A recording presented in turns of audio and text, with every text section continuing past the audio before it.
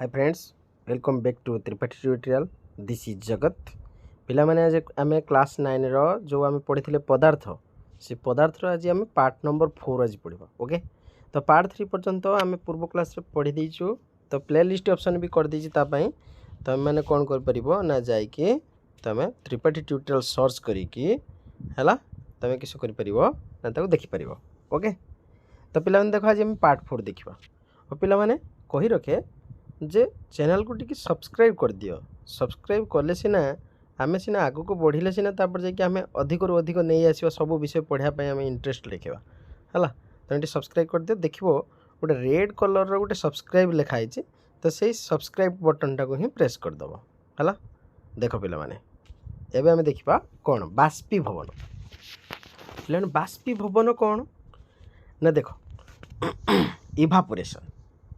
तुम लक्ष्य कर जो तुम उदा लुगा सुखौच से उदा लुगा किस हो सुखी होमी सुखुची ना बाष्पीभवन प्रक्रिया द्वारा सेटा सुखुची है।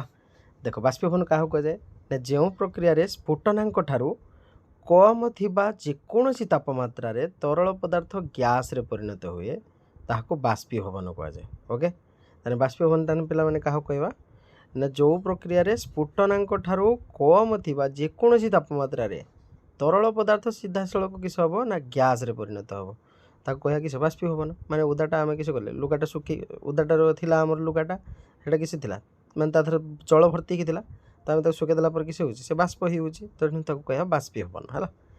अच्छा देखिबा आस बाष्पीभवन कहा उपरे किस करे डिपेंड करे तार कारक गुड़ा सब कौन कौन अच्छे। देखो ये तुम पृष्ठतलर क्षेत्रफल उपर निर्भर करे। देखो आम जाचे बाष्पीभवन पृष्ठभाग संपन्न होता एक प्रक्रिया अटे। पृष्ठभाग क्षेत्रफल जिते बढ़िया पिला माने मन रखिबो बाष्पीभवन बेग से स्पीड बढ़ियो है। ताने किस बुझिल ना पृष्ठभाग क्षेत्रफल वृद्धि पाइले बाष्पीभवन बेग वृद्धि पाए है। जमीती आम एग्जांपल दे परिया लुगा को सुखेला बेले है मेला करिक जदि आम सुखिया से शीघ्र सुखीज जदि सेमती लुचा कुचा कर सुखेब कौन हम ना टी लेट हम सुखापी है। से मेला करके सुखा जाए सुखेदेले मात्र किस हम ना तार क्षेत्रफलटा बढ़ीगला। जिते क्षेत्रफल कमिज बाष्पीभवन बेग से ह्रास पाइब।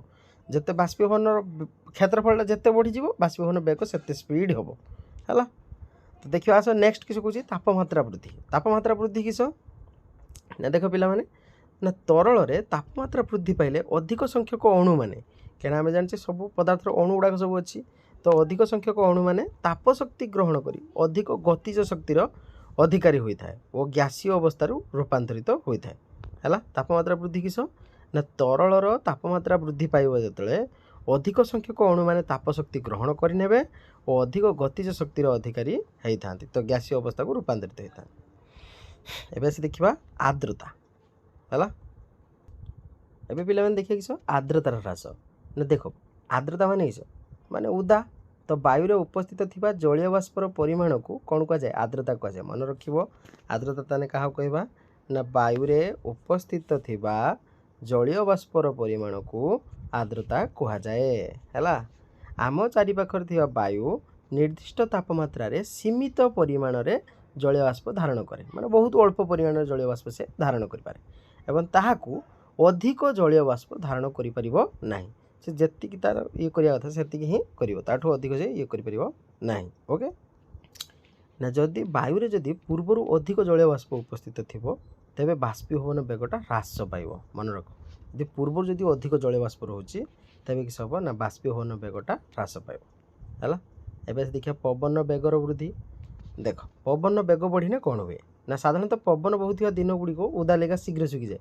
देखो जे दिन जो अधिक जोर से पवन हो उदा लेगा शीघ्र शिखिज कहीं से बाष्पीभवन को अधिक त्वरान्वित करें। तो पवन बेग बढ़िले जलीय बाष्पर अणुगुड़िक पवन सह किस हुए ना एकाठी उड़ी जाए फलस्वरूप परिपार्श्वर थिबा जलीय बाष्पर परिमाण कमी जाए और यह जो बाष्पीभवन बेग ह्रास पाई है। एवं से देखिए बाष्पीभवन शीतलता किरण सृष्टि करुच्चे माने इभापोरेशन कजेस कूलिंग। देख गोटे गोटे काम कर गोटे खोला पात्र किसी तरल पदार्थ रख है। धर ये गोटे एमती गोटे खोला पात्र नहीं जाओ किसी गोटे किसी तरल पदार्थ आ भीतर किसी रख तो सी तरल पदार्थ रखी कौन कर ना यह निरवच्छिन्न भाव में धीरे धीरे किस हम ना बाष्प हो तो यही तरल पदार्थ जो अणु मैंने अच्छा परिपार्श्वर शक्ति अवशोषण कर बाष्पीभवन बेले हराई शक्ति को पुनः भरण करता तेणु परिपार्श्वर शक्ति अवशोषण होता परिपार्श्व किस करता है थंडा रखी था। तो जमीती आम कह धर नख पालिश तुम मारल नख पालिश मारला किसी समय पर किस हो हाथ को थंडा लगुच कहीं लगुच सेटा ना नख पालिश छड़ापी हेटी गोटे पदार्थ अच्छी ता ना हूँ कौन एसीटोन है एसीटोन नामक गोटे पदार्थ रोचे। तो से एसीटोन नामक गोटे रोचे बोली ये सेटापी किस हो ना ये हूँ नहीं कि हाँ ओके यह को हाथ रखिले ठंडा लगे कारण एसीटोन अणु हाथ पापुले शक्ति ग्रहण करे और परिपार्श्व मध्य को ग्रहण करे किसी शक्ति ग्रहण करे यह जो एसीटोन बाष्पीभवन हुए जहाँफल आम हाथ पापुले ठंडा लगे। तो तुम पे पे गोटे क्वेश्चन दिहला आम खरा दिने कहीं सूता पोशाक पिंधि था यहाँ करके आसो यहाँ भी तुम पे मुझे नोट दे देती। तो तुम चाहिए गुड़ाक देखिपर है ये देख कौन कही देख खरा दिने आम देहरु बहुत झाड़ बाहर जहाँफल आम देह किस हुए ठंडा रहे। आम जानू जे बाष्पीभवन समय किस हुए ना तरल पृष्ठ थी कणिका मैंने परिपार्श्वर कि शरीर पृष्ठ शक्ति आहरण करनी जहाँफल बाष्पीभूत हो जाए।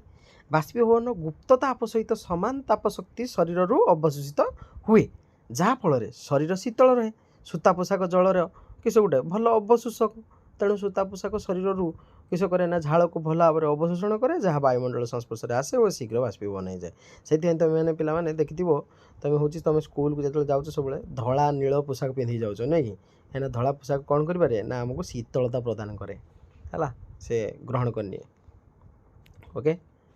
तो तुमको ये आज प्रश्न रहा एक कूलर कहीं शुष्क गरम दिन में परिपार्श्व को अधिक भल भाव ठंडा करए माटी पात्र रखाई जल कहीं खरा दिने ठंडा रहे हाथ पापुले किसी एसीटोन बा पेट्रोल बा सुगंधी बा परफ्यूम रखिले कहीं आम ठंडा अनुभव करूँ आम कहीं गरम क्षीर को कप रू प्लेट को ढाली पीवा को चेष्टा करूँ खरा दिने आम क्यों प्रकार पोशाक पिंधा उचित। तो ये हूँ तुम क्वेश्चन एगुड़ा सब कर आउ गोटे कौन अच्छी प्लाज्मा प्लाज्मा किस ना आम देख आम साधारणतः जाचे वैज्ञानिक आजिकल कौन कहुच्छी ना वैज्ञानिक मैंने 5टा अवस्था अच्छी जानते तुम साधारणतः जानते केतटा 3टा अवस्था अच्छी गोटे थिला कठिन गोटे थिला तरल गोटे थिला गैसीय किंतु पिला माने आउ दी प्रकार अवस्था अच्छी बोली वैज्ञानिक मैंने पाई से हूँ गोटे प्लाज्मा आउ हूँ बुश आइनस्टाइन संघनन है बा कंडेंसेट जेटा आम कह प्लाज्मा किस ना पदार्थर यही अवस्था अति शक्तिशाली अति उत्तेजित कणिका द्वारा गठित होता है। यही कणिका गुड़िक आयनन होता गैस रे माने जोड़ाक आयनाइज्ड होता है आयन अवस्था रही था जमी सब लक्ष्य कर नियन निर्देशन बल्ब रे नियन गैस थाए प्रतिदीप्त नली भितर हिलियम बा किसी गैस रही था यही गैस मान मध्य जो विद्युत शक्ति प्रवाहित हुए सेतेबेले सेमानकर कणिका माने चार्जित होता और गैस रे प्लाज्मा कणिका माने सृष्टि करती। प्लाज्मा कणिका गुड़िक उपस्थिति जो आम प्रतिदीप्त नली रे एक शिखाहीन आलोक दीप्ति देखिपारू यही दीप्तिर रंग गैस गुण उपर डिपेंड करे है भिन्न भिन्न गैस रे दीप्तर रंग भिन्न भिन्न होता है। सूर्य और अन्य तारा माने जो दीप्त प्रकाश करती सेठारे असंख्य प्लाज्मा कणिका मान उपस्थित जो संभव रही है। मन रख तारा मानकर अति उच्च तापमात्रा जो प्लाज्मा सृष्टि होता है। आउ गोटे हूँ बुश आइनस्टाइन संघनन बुश आइनस्टाइन संघनन पिला माने कौन देख वैज्ञानिक थिले जनक ना भारतीय पदार्थ विज्ञानी सत्येंद्रनाथ बुश पदार्थर पंचम अवस्था संपर्क में पाई तो आम प्लाज्मा जेटा पढ़ला এটা पदार्थर चतुर्थ अवस्था यहाँ हूँ पंचम अवस्था तांकर से ही गणना को भित्ति करी आल्बर्ट आइनस्टाइन पदार्थर एक नूतन अवस्था बुश आइनस्टाइन संघनन अवस्था बा बीईसी भविष्य सूचना देते जहाँ कि पदार्थर पंचम अवस्था कहुए। एरिक ए कर्नेल वाल्फगांग केटल एवं कारक ई उइमैन बुश आइनस्टाइन संघनन उपर परीक्षामूलक गवेषणा करी 2001 मसीह पदार्थ विज्ञान नोबेल पुरस्कार पाइले। अति कम सांद्रतार है कौन सी एक गैस को अत्यधिक ठंडा कले पदार्थर बुश आइनस्टाइन संघनन अवस्था सृष्टि होता है कहीं जाने। तो पिला माने तुम ये चैप्टर आज सरीगला माने प्रथम चैप्टर पदार्थ आम चारिपाखे पदार्थ विषय सरीगला है केमिति लगिला कमेंट करिवो आ चैनल को जल्दी जल्दी सब्सक्राइब कर दियो जहाँफल आम आगक भी आहरी किसी अपडेट दे परिबा ओके। तो पिला माने आज एति थाओ बाय।